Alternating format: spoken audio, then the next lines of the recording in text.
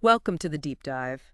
You're with us again for another unique exploration. We focus in on specific sources, pull out those key insights, really just for you. And today, we're getting into Robert Greene's The 48 Laws of Power. Right, but maybe not how you'd expect. We're looking at it more as a way to understand, those hidden dynamics of influence and strategy. Exactly. How power actually works, not just in, big political arenas, but everywhere. We've picked out 5 specific laws today. Yep, 5 key ones, and for each, we're going deep. We'll break down the main idea, look at the stories Greene uses. Those historical examples are always fascinating. They really are. Then we'll hit the crucial do's and don'ts he lays out, and probably most importantly, What you can actually take away from it all. right, the goal is a complete detailed picture, straight from the source, no skipping bits. Okay, let's dive right in then. First up, Law 11. Learn to keep people dependent on you. Now, the core idea here, it isn't necessarily about being, manipulative in a negative way. No, it's more about understanding where real leverage comes from. Often it's not about total independence. Right. It's about making yourself essential. Crucial. The more others need your unique skills, your expertise. The more security and actually freedom you have. Exactly. Greene's big warning here is don't become replaceable. That's the danger zone. It's a fast track to being sidelined. Absolutely. And the historical examples Greene uses, they really hammer this home. Take the mercenary of Siena. Oh, right. The one who saved the city. Yeah. Heroic stuff. But his reward? The grateful citizens? Well, they decided the best way to honor him was to kill him. Chilling. And then worship him as a saint. Right. The interpretation. He was replaceable. Other mercenaries could do the job. Yeah. So his value was ultimately limited and he was expendable. It really highlights that vulnerability, doesn't it? If your service isn't uniquely yours. Precisely. It's not just the service, it's the irreplaceability. Then there's the Count of Carmagnola, another military example. Hugely successful leader for Venice. Won battles. Very popular. But then suddenly recalled. Arrested. On Yeah. trumped-up charges, yeah. And then executed. Greene's take is interesting here. He argues it was Carmagnola's growing independence. Exactly that. His independence, plus the fact that, well, Venice could find other mercenaries, made him seem like a threat, not an asset. So, again, dispensability. Even when successful. It's a recurring theme. Now, contrast that with Otto von Bismarck. Okay. Different approach here. Totally different. Bismarck deliberately allies himself with King Frederick William I of Prussia, who seemed weak. Right, playing the long game. He consistently supports the king, becomes his go-to guy against the liberals. Over time, he weaves himself into the state's fabric. So much so that he becomes indispensable. So indispensable that even the next king, William I, who didn't initially like Bismarck, Couldn't rule without him. pretty much, he was too entangled. Greene makes a distinction here between intensive power, like a unique skill. Like Michelangelo, maybe? Yeah, exactly. And extensive power, which is more like Bismarck being woven into many crucial dependencies. That's a really useful distinction. Intensive versus extensive. And Greene has other examples too, right? Like Louis XI. Oh, the Spider King and his astrologer. Yeah, that's a great one. The king fears a prediction, Yeah. plans to kill the astrologer. But the astrologer is clever. Very. He predicts his own death just 3 days before the king's. Suddenly. The king needs the astrologer to stay alive. Bingo. Instant, high-stakes dependence created right there. And you mentioned Michelangelo. That fits the intensive power idea. Perfectly. Pope Julius II, immense power. Yeah. Right. But when they clashed over the Pope's tomb, The Pope needed Michelangelo back. because his artistic genius was unique, irreplaceable. That talent gave him real leverage, even against the Pope. Greene even dips into Hollywood. Harry Cohn. Yeah, head of Columbia Pictures, refused to fire a screenwriter suspected of being communist. Why? Because the writer was key to his star, Humphrey Bogart. A chain of dependence. You see how it ripples. One person's indispensability affects others. He also mentions using secrets, but warns against it. Briefly, yeah. Using knowledge of secrets can create dependence, but Greene points out it's inherently unstable. Risky. And the literary stuff. Kipling. Right, the cat that walked by himself. A creature making a bargain, securing needs through dependence, but keeping its core independence. Clever balance. And the fable. The vine and the elm. That's a warning, really, about false independence. You need a strong foundation, real resources or allies, not just the illusion of standing alone. And Tolstoy's horses. Ah, yes. The 2 horses. A sad little anecdote showing what happens when you become lazy, replaceable, you lose your utility. Forgotten, basically. Pretty much. Right. All these stories just enrich the core idea from different angles. Okay, so let's nail down the do's and don'ts for Law 11. Greene says do. Strive to be the only one doing what you do. Find that unique niche. Link your fate with those in power. Make your success their success. Seek out weaker masters or situations where you can become critical. Actively create the need for your skills. Cultivate that irreplaceable talent, or at least the appearance of it. And position yourself close to the source of power. Wrap yourself around it. Okay, and the don'ts. What should you avoid? Crucially, don't assume dependence equals affection. They might need you, but they don't have to like you. Good point. Don't get complacent either. Never. Your position is never totally secure. Someone's always looking. And don't teach everyone else how to do your job. Makes sense. Don't make yourself redundant. And don't think total isolation is power. Strategic dependence is a form of power. So for you listening, the practical takeaways are focus on developing those unique, hard-to-replace skills. Yeah, make yourself essential. In your job, maybe even in personal relationships, though carefully. Understand the power dynamics around you. Where can you become the linchpin? And know the difference between appearing indispensable and being indispensable. Aim for the latter. Think about where you can become that crucial, difficult-to-replace asset. All right, moving on. Law 12. Use selective honesty and generosity to disarm your victim. Okay, this one sounds a bit more Machiavellian. It can be, yeah.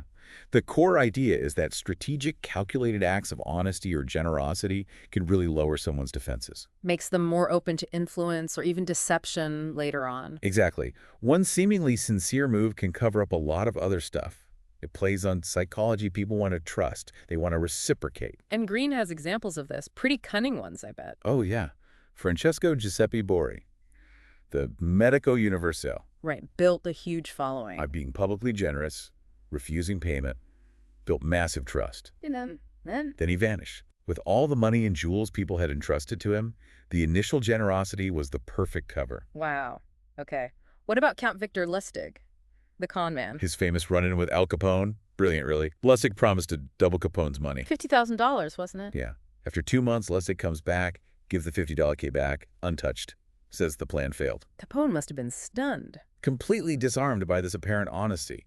So impressed, he gives Lustig $5,000 as a gift. Which was Lustig's goal all along. Exactly. The unexpected honesty was the key. More effective than trying to steal the larger amount. That's, yeah, a masterclass in manipulation. Yeah. N.J. Gould, the railroad baron. He got conned, too, by someone calling himself Lord John Gordon, real name John Crowningsfield. How did he do it? Crowningsfield first helped Gould, seemingly exposed some fake stock certificates, gained Gould's trust. Appeared loyal, honest. Right. Lulled Gould into complacency. Then later, Crowningsfield betrayed him, dumped his own stock, costing Gould a fortune. The initial honesty paved the way. Okay, I see the pattern. What about Duke Wu of Qin? Ah, the King of Hu example. Duke Wu wanted to conquer Hu. So what does he do? Fakes being peaceful. Totally. Arranges a marriage, acts like a friendly neighbor. When one of his own ministers suggests invading Hu. He has the minister executed. Exactly. To show Hu how peaceful he is, it completely disarmed the ruler of Hu. Making the later invasion easy, devious. Extremely. And of course, the Trojan horse.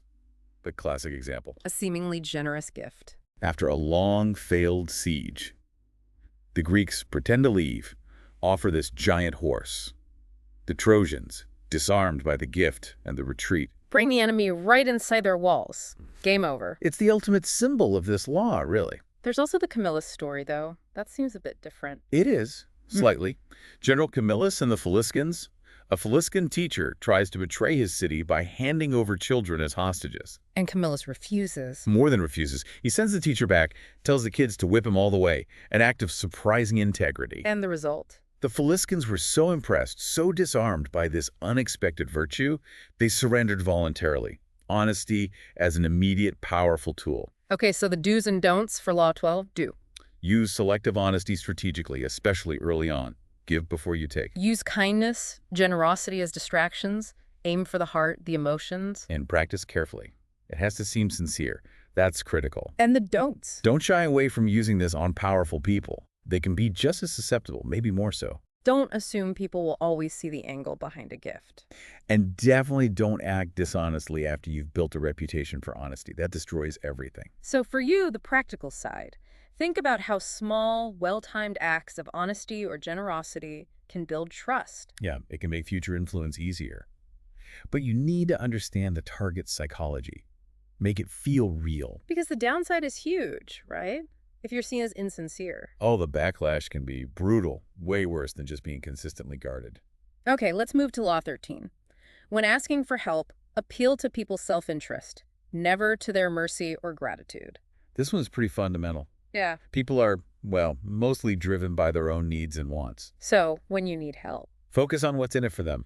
Not past favors you did, not how much you deserve pity. Self-interest trumps gratitude every time. In the world Greene describes, absolutely. It's just a more reliable motivator. And the first example is pretty harsh, isn't it? Castruccio Castracani. Yes, Stefano di Poggio appeals to Castruccio, reminding him of his family's past help, asking for mercy. And Castruccio's response. Executes the entire family. Cold calculation. They were a potential future threat. Gratitude didn't factor in. Self-interest did. A brutal lesson. What about the Greeks? Corcyra and Corinth. Appealing to Athens before the Peloponnesian War. Corcyra says, look, we haven't helped you before, but ally with us and you get our powerful navy against Sparta. A direct appeal to Athens' self-interest, their strategic advantage. Exactly. Corinth, meanwhile, appeals based on past ties, obligations, sort of emotional stuff. And Athens chose? Corcyra. The strategic benefit was clear. Self-interest won. Makes sense. And the Portuguese versus the Dutch and Japan? Right. Emperor Ieyasu preferred the Dutch. Why? Because the Dutch just wanted trade, mutual benefit. Pretty much. Pure self-interest alignment. The Portuguese also wanted to spread Christianity, which Ieyasu saw as a threat to his power. So the Dutch, focusing solely on the what's in it for Japan angle, got the upper hand. Exactly. And think about Yulu Chutai advising Genghis Khan. Not to destroy China. Right. Khan's inclination might have been destruction. But Chutai argues, don't destroy it, tax it. Think of the wealth. Appealing directly to Khan's greed, his self-interest. And it worked. Even Aesop's fable, the peasant and the apple tree, makes the same point. Self-interest moves people. Okay, so the dose for asking for help. Do find the benefit for the other person in your request. Definitely. And emphasize that benefit. Maybe even, pump it up a bit. Understand their psychology. What are their specific self-interests? Vanity, money, reputation, beating an enemy. Tailor the appeal. Be pragmatic. Focus on what they gain. And the don'ts. Don't bother reminding people of past favors. It really works. Don't assume people will help you out of the goodness of their heart. Yeah, don't rely on mercy or gratitude appeals. They're weak. Yeah. And don't be subtle about the self-interest part. Make it obvious. So the takeaway for you listening, always frame requests around the other person's gain. Do your homework. What motivates them? Tailor your pitch. And recognize that in power situations, self-interest is usually the strongest currency. Don't rely on goodwill alone. Know the what's in it for them. Yeah. Always. Okay, on to Law 14. Pose as a friend, work as a spy. This highlights the absolute importance of information. Knowing what's going on with rivals, even allies. And the best way to get that info. Often, it's by seeming friendly, using that friendly facade to subtly probe, gather intelligence. Because people let their guard down with friends. Exactly. They talk more freely, reveal weaknesses and tensions. Greene must have some good examples here. Joseph Duveen, the art dealer. Oh, yeah. He wanted Andrew Mellon, the big collector, as a client. So what did he do? Years of homework first. Years. Using informants on Mellon's staff to learn every detail about his tastes, his habits. Then engineered a chance meeting. Right. Armed with all that info, he charmed Mellon, secured him as a client. Patient intelligence gathering behind a friendly mask. And Talleyrand, the French diplomat. A master of this. He could extract secrets in polite conversation just by getting people to talk about themselves. Using social events as intel missions. Absolutely. He'd even float rumors sometimes just to see how people reacted, gather more data. The friendly exterior was his tool. Greene also mentions advice from others. La Rochefoucauld. Using sincerity as a trick to draw out secrets. And Schopenhauer. Contradicting people to provoke them. Yeah, get an emotional reaction, hoping they reveal something true in the heat of the moment. More active probing, but still masked. And King Chosroes of Persia, his method sounds elaborate. It was. Spreading false rumors of treason among his courtiers. And then watching how they reacted. Exactly. Testing their loyalty, seeing who got nervous, who reported what. Less about secrets, more about gauging character under pressure. Okay, do's and don'ts for Law 14. Do. Use spies, informants. Gather information actively. Play the spy yourself sometimes. Observe, listen. Probe indirectly in social settings. Suppress your own ego. Make them the focus so they reveal more. Pay attention when guards are down, casual moments. Maybe test people subtly. Yeah, little traps or tests to see how they respond. And the don'ts. Don't be obvious. If they suspect you're probing, they'll clam up. Focus on getting useful info, not just chatting. Right. Keep the objective in mind. Don't assume they won't notice probing questions if you're clumsy. Yeah. And verify what you hear. Don't just take it at face value. So for you, the takeaway is sharpen your observation skills. Learn to guide conversations subtly. Build rapport. Gain trust. That's key for getting people to open up. But keep your own goals in mind. Be careful not to seem too nosy, though. Right. Subtlety is crucial. And maybe think about those low-stakes tests to understand people's character better. All right, the final one for today. Law 15. Crush your enemy. Totally. This one is stark. No ambiguity. The core idea, if you have real enemy, leaving them even slightly capable of recovery, is dangerous. Because they'll come back for revenge. Almost certainly, Greene argues. So you need complete annihilation. Not just physical defeat, but crushing their spirit, their ability to fight back. A wounded enemy is always a threat. That's the logic. And he starts with Xiang Yu and Liu Pang in China. The long rivalry. Xiang Yu had chances to finish Liu Pang. Multiple chances. But he hesitated. Maybe mercy, maybe underestimation. Big mistake. Huge. Liu Pang recovers, rallies, and utterly crushes Xiang Yu. Then becomes emperor. The lesson. Mercy towards a determined enemy can be fatal. Then Cesar Borgia. His methods were direct. Extremely. Luring his rivals, former allies even, to Senegalia, pretending reconciliation. Then arresting and executing them all. Total elimination of the threat. Ruthless, yes, but effective in crushing his enemies completely. And Empress Wu Chao in China. Another example of utter ruthlessness. To become and remain the sole female emperor, she eliminated all rivals. Systematically, mercilessly. Even family members. Even family. Left no room for challenges. Absolute application of the law. Greene even includes that quote from the Spanish general. Narvaez, yeah. I don't have to forgive my enemies. I have had them all shot. Blunt, but it captures the essence. And Mao versus Chiang Kai-shek. Chiang didn't finish the job. Failed to completely eliminate the communists when he had the chance. Allowed them to regroup on the Long March. And eventually, they came back and defeated him. Another case of incomplete victory leading to ultimate defeat. There are even biblical examples mentioned. Right. Moses and the Egyptians, the golden calf worshippers, the Canaanites. Examples of total destruction of enemies framed as necessary or divinely ordained. And Clausewitz, the military theorist. Briefly mentioned, yeah. His emphasis on annihilating the enemy's forces as key to winning wars fits the theme. Okay, the do's and don'ts for Law 15. Do. Crush feared enemies completely. No half measures, no mercy for significant threats. Annihilate body and spirit. Leave them no options, no way back. Be realistic. Lasting peace with a determined enemy who still has some power is unlikely. Banish them if you can't destroy them. Remove them from your sphere. And the don'ts? Don't stop halfway hoping for reconciliation. It's usually futile. Don't trust an enemy's sudden friendliness after you've beaten them. Right. Resentment festers. Don't negotiate if you have the upper hand and your goal is total security. And never, ever let your guard down, even years later. So for you listening, the practical takeaway is about recognizing when you face a serious threat. And understanding the need to deal with it decisively. Don't underestimate your enemies. Resentment is powerful if total crushing isn't feasible or right in your context. Think about banishing. How can you neutralize their ability to harm you? Remove them from your orbit. But above all, stay vigilant. Don't get complacent about defeated enemies. Okay. And with that, well, you, our listener, have now journeyed through a pretty detailed look at these 5 laws. Laws 11 through 15 from Greene's The 48 Laws of Power. We've hit the core ideas, the stories, the do's, the don'ts. And hopefully some practical takeaways you can actually think about, all straight from the source material, covering all the details we set out to. Yeah, we really encourage you to reflect on these principles, see how they might play out, maybe subtly, maybe obviously, in your own life and the dynamics you observe.